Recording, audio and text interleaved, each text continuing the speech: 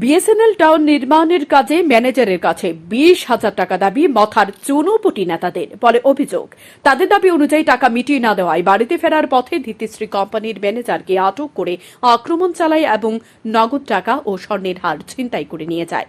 পরে রাজনগর পিয়ার বাড়ি থানাতে মামলা দায়ের ম্যানেজারের পক্ষ থেকে, কিন্তু পুলিশের ভূমিকা নিয়ে অসন্তুষ্ট হয়ে শুক্রবার সকাল 11টা নাগাদ বিলোনিয়া আদালতে দ্বারস্থ। দোষীদের বিরুদ্ধে দৃষ্টান্তমূলক শাস্তির দাবি জানায় আক্রান্ত ব্যক্তি। এদিন চন্দন ত্রিপুরা, পরিমল ত্রিপুরা, ধর্মেন্দ্র ত্রিপুরা ও রাঙ্গাহরি ত্রিপুরার বিরুদ্ধে মামলা দায়ের করে ম্যানেজার। কিন্তু 7 দিন অতিক্রান্ত হতে চললেও পিয়ারবাড়ি থানার ওসি আক্রমণকারীদের বিরুদ্ধে আইনগত ব্যবস্থা নিতে তালবাহানা দেখাচ্ছে বলে অভিযোগ।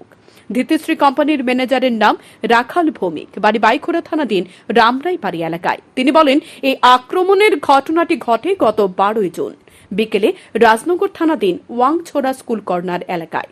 ঘটনাস্থলে এলাকাবাসীরা ছুটে না আসতো তাহলে প্রাণে মেরে ফেলত। তিনি সেদিন ওয়াংছড়াতে বিএসএনএল এর টাওয়ারের কাজ দেখতে যান। কাজ শেষ করে নিজের বাড়ির উদ্দেশ্যে রওনা হওয়ার পর ওয়াংছড়া স্কুল কর্নার এলাকায় অভিযুক্তরা অতর্কিত আক্রমণ সংঘটিত করে। চিৎকার চেঁচামেচি করার পর এলাকার লোকজন ঘটনাস্থলে উঠে আসার আগেই নগদ 69,000 টাকা এবং গলার স্বর্ণের হার ছিনতাই করে পালিয়ে যায়। এলাকাবাসী ও শ্রমিকদের সহযোগিতায় হাসপাতালে নিয়ে আসে চিকিৎসার জন্য। কর্তব্যরত চিকিৎসক আগরতলা গিয়ে চিকিৎসা করার পরামর্শ দেন। আগরতলা থেকে চিকিৎসা সেরে বাড়ি আসার পরেও থানায় মামলা রেজিস্ট্রি করেনি পুলিশ। তাই বাধ্য হয়ে এদিন আদালতে দ্বারস্থ হয় ম্যানেজার। গত আগস্টে আমরা ওই বিএসএনএল টাওয়ারের প্রজেক্টে একটা কাজ করি, ওয়াংছড়া স্কুলের কর্নারে একটা কাজ করছিল।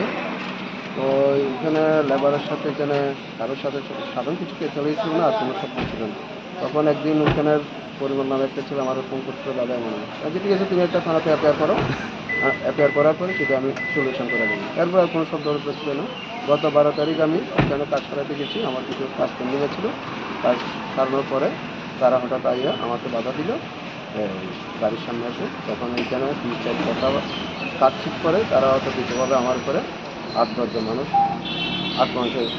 ঘুষি, হাতে লাঠি ছিল, আমার পকেটে 200 টাকা ছিল, গলাতে চেন ছিল, একটা ছোটো চশমা ছিল, তারপর সবগুলি চিন্তা করে নিয়ে আনছে। তারপরে আমাকে ওইখান থেকে আমার গাড়ির ড্রাইভার এবং ওইখানে একজন লোকের স্থানীয় লোক আমাকে বিভিন্ন হসপিটালে আনে। ওইখান থেকে ট্রিটমেন্ট করার পর ভর্তি হওয়ার জন্য বলছিল, আমি ভর্তি হইনি।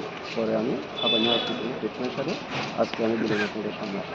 কেন কোর্টে আসার কারণ কি? ওরা গত 13 তারিখ আমি পিয়ার বাড়িতে একটা এজাহার দিয়েছিলাম, কিন্তু আজ পর্যন্ত এটা কোনো রেজিস্টার করা হয়নি। আমি আজকে সকালবেলা পিয়ার বাড়ির ওসিকে আমি ফোন করলাম। ফোন করার পরিপ্রেক্ষিতে উনি বলছে যে এটা নাকি আপনার কম্প্রোমাইজ সিদ্ধান্ত হয়েছে। তো আমি ওনাকে বললাম যে আমি তো কম্প্রোমাইজ, আমি অসুস্থ হয়ে পাঞ্জাতে আছি, আমি বাড়ি ছাড়া আপনার কার সাথে কম্প্রোমাইজ করি, এটা আমি কম্প্রোমাইজ পক্ষপাতী করি।